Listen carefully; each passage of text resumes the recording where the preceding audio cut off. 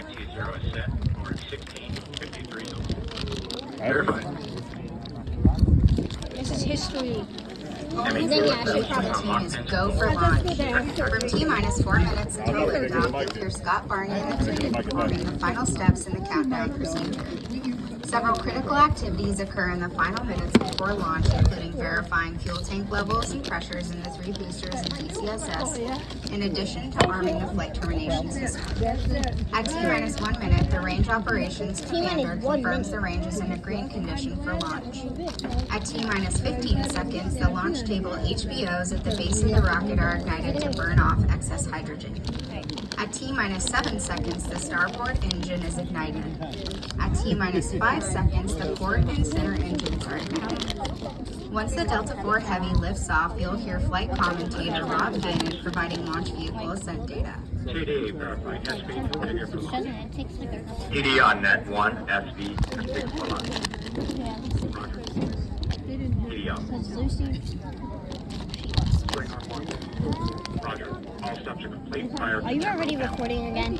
Yeah. Okay, the terminal count will begin in 15 seconds. I'll say T-minus 4 minutes and counting.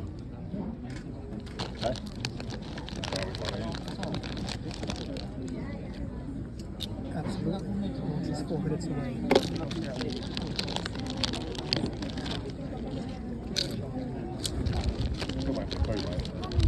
Yeah, watch it and then go. This is Delta Mission Control at T-minus 4 minutes and holding. We anticipate releasing the hold in just a few moments. What does he mean by releasing?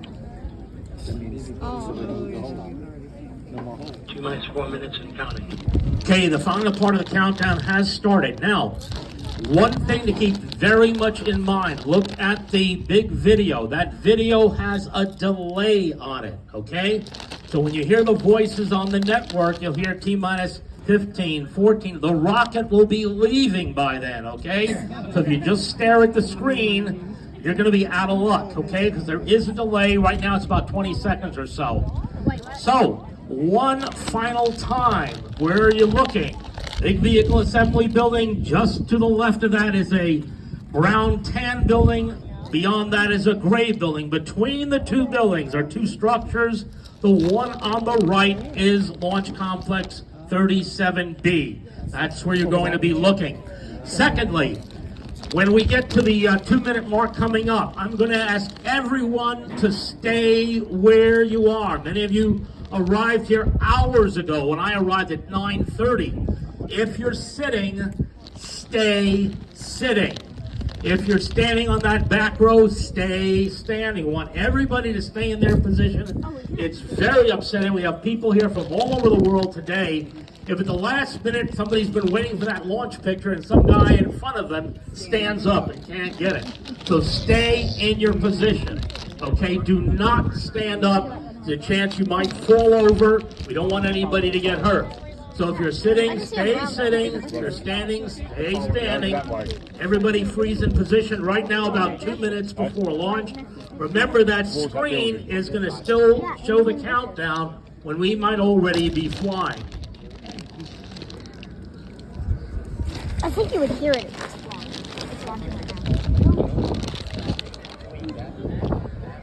He said we still have about 2 minutes.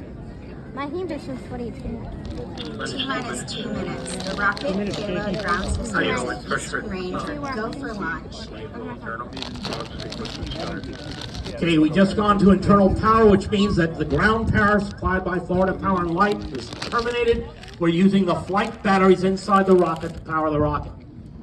PM Put the popcorn Eastern. down and pay attention. SCS launch enabled.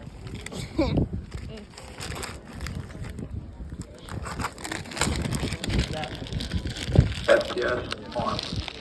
That's the destruct system that's just been armed.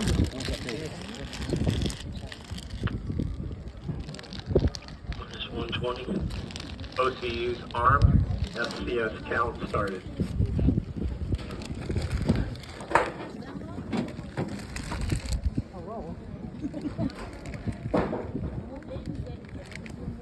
Follow instructions? No. T-minus 1 minute. Go for main engine T-minus start. 1 minute. Rock report, range range status. Range green. Okay, range green means the range safety officer confirms everything in the area, no boats in the area, no planes in the area. I had to clean off my camera.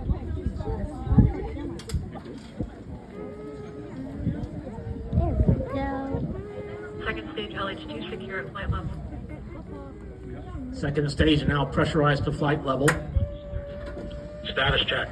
Go Delta. Go NRRL 70. Okay, look at the area between the two buildings, and we have ignition.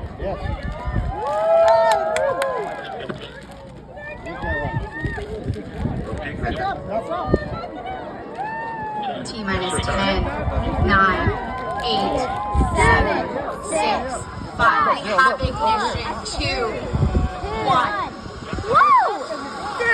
And liftoff of the final United Launch Alliance. Again, the sound is going to take about 40 seconds to reach here. Reconnaissance Office enclosing Delta's 6-decade legacy of excellence in space. I couldn't really get on camera, but I it's hot.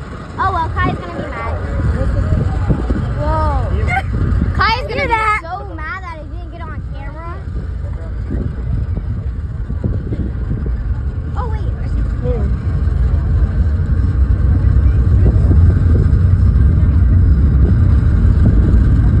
It already looked like it got warmer. I wonder how many decibels this is. No! Where is it? Just shut off. It's already in the, just chill. Where's that mid power level? Overhead starboard strap on, still operating at enhanced power level. At this point in the flight, the middle booster has toggled down. If you take a close look at the film, at the video, you'll notice not as much power coming out of the center that's expected. 1 minute 18 seconds will go through Mach 1, the speed of sound. Oh God. Reactor control system. First step in readying that system for operation. About 3 minutes, 58 seconds into the flight. Right now, you're looking at a camera looking backwards towards the ground. The two strap-on core booster cores will separate from the Delta IV. So you'll see it fall away. So only the core or the middle booster will continue to fire.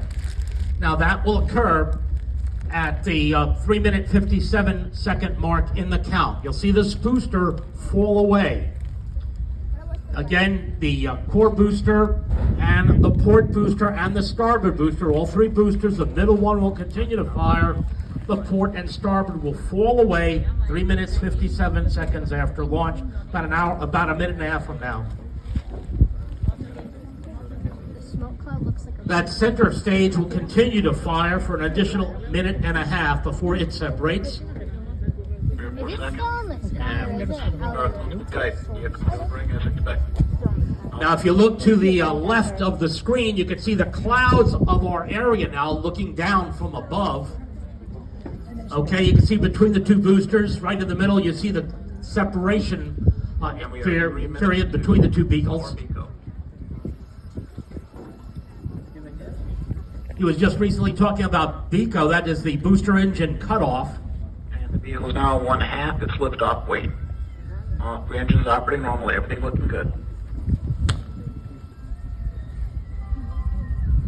We have about a half a minute now before we're going to separate the booster. You'll see it fall away from the rocket. Miles downrange, traveling at 5,300 miles per hour. Everything continues to look good. And we've just passed through the Kármán line, reaching 100 kilometers in altitude. Okay, the Von Karman line is an altitude of 100 kilometers or 62 miles.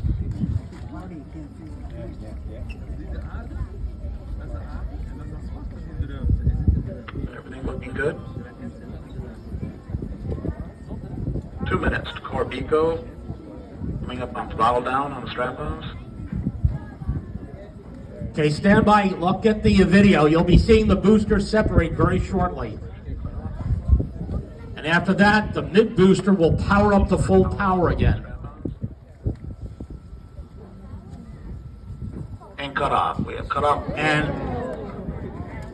There you can see it fall away. That's the one booster, on the other side, the other booster falling away. Now the main booster, the center or the core booster, is powering up to full power. That'll occur for about another minute.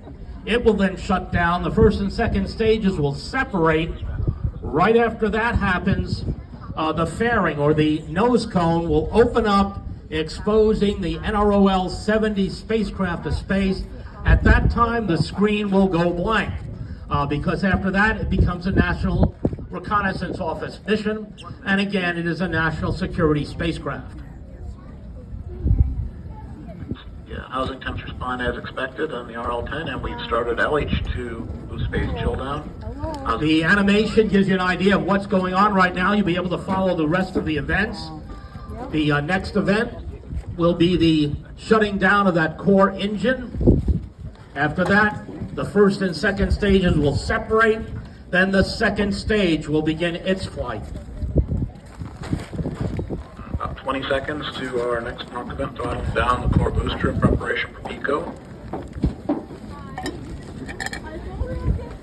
And that pico is again booster engine cut off. Stop.